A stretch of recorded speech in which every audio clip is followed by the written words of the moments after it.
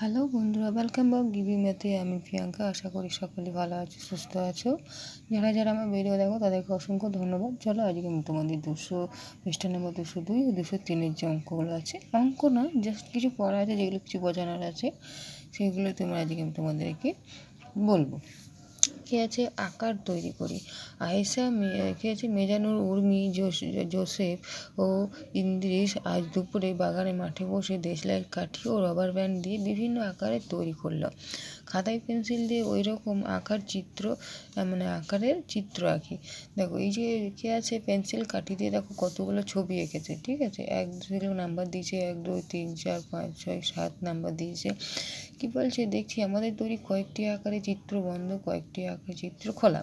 মানে এই যে দেখো, এই যে কিছুগুলো চিত্র দেখো খোলা আছে, কিছুগুলো দেখো বন্ধ আছে। এই যে বন্ধ আছে, খোলা আছে, খোলা আছে, বন্ধ আছে, বন্ধ আছে, বন্ধ আছে, খোলা আছে, এইভাবে বলতে চাইছে, ঠিক আছে। তাহলে কী আছে, যে চিত্রের আকারে খোলা তাদের বলি মুক্ত আকার চিত্র। যেমন 2 3 দেখো, যেমন খোলা বলেছে তো 2 3 কি বলেছে 7, ঠিক আছে। আর যেসব আকারে বন্ধ তাদের বলি বন্ধ আকারের চিত্র। যেমন 1 4 5 6, এই চিত্রগুলো দেখো বন্ধ আছে, ঠিক আছে। তাহলে কি বলছে যে বন্ধ আকারের চিত্রে যেমন 4 নম্বর চিত্রে কি বলছে, বক্সের ভেতরে সবুজ রং, বাহু বরাবর লাল রং এবং চিত্রের বাইরে হলুদ রং দিলাম। দেখছি 3টে অংশ পেলাম। দেখো এই যে একটা রং দিয়েছে, ভেতরে একটা রং দিয়েছে, তার বাইরে একটা রং, 3টে অংশ বলছে। অর্থাৎ বন্ধ আকৃতি চিত্র সবুজ রঙের ভেতরের জায়গা, তবে বদ্ধ আকৃতি চিত্রে হলুদ রং বাইরের জায়গা, তারপর বন্ধ আকৃতি চিত্রে লাল রং সীমানা, যা ভেতরের জায়গাকে ও বাইরের জায়গাকে আলাদা করেছে। ছবিটা দেখো, বুঝতে পারছো 3টে রং আছে, তাই 3 রকমভাবে জাস্ট বোঝানোর চেষ্টা করেছে। দেখছি পাশের আয়তকার ক্ষেত্রে জমির চারিদিকে কাটা তার দিয়ে ঘেরা আছে। জমির সবুজ অংশটি ভেতরের জায়গার চারদিকে ঘেরা। কাটা তারটি জমিটির সীমানা কি আছে, আয়নার বিবি জমিটির বাইরের জায়গায় দাঁড়িয়ে আছে। চলো দেখি 203 নম্বর পেজটা কী আছে, যে ইদ্রিস রোহন কাকুর হাতে ত্রিভুজাকার চাবির রিং দেখে কাঠি ও সুতো দিয়ে 1 নম্বর চিত্রের মতো একটি আকার তৈরি করলো।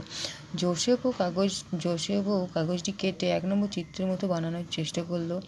আমাদের দুজনের তৈরি জিনিস আকার ওই একই রকম, একটি কাঠি ও সুতো দিয়ে তৈরি, অন্যটি কাগজ কেটে তৈরি করা হয়েছে। এদেরকে কোনটিকে কি বলবো?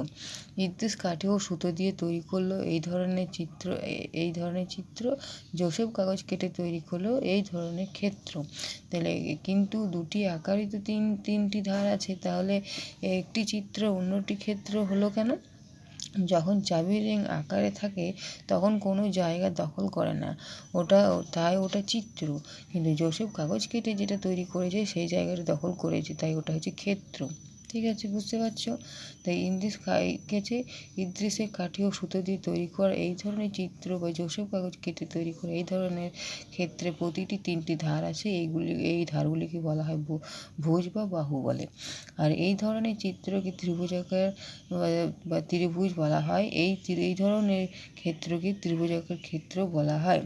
এবার বুঝেছি যে একটি ত্রিভুজে বাহু আছে, কটা বাহু থাকে? 3টে বাহু থাকে। আমরা এবার মজার খেলা খেলি যে কাগজ কেটে অনেকগুলো ছোট বড় নানা ত্রিভুজ ক্ষেত্র তৈরি করি এবং আলাদা আলাদা রং দিই। দেখো কিন্তু কী বলেছে, এই দেখো রং দিয়েছে, কী আছে, আয়েশা 4টি ত্রিভুজ ক্ষেত্র দিয়ে তৈরি করলো, এই যে 4টে করেছে। তারপর কি আছে, উর্মি 5টা করেছে, মিজানুর কী করেছে, 5টি করেছে ঘুড়ির মতো করে। দেখো জোসেফ করেছে 3টি, দেখো 1টা 2টো 3টি। কিন্তু ইদ্রিস কী করেছে, 3টি করেছে। আর আমি করেছি 2টো। নিজের ইচ্ছে মতো তোমরা এটা করবে, ঠিক আছে। তেমন কিছু না বোঝানো, জাস্ট এইটুকু ছিল। জাস্ট তোমরা ভালো করে এটা পড়ে নেবে রিডিং।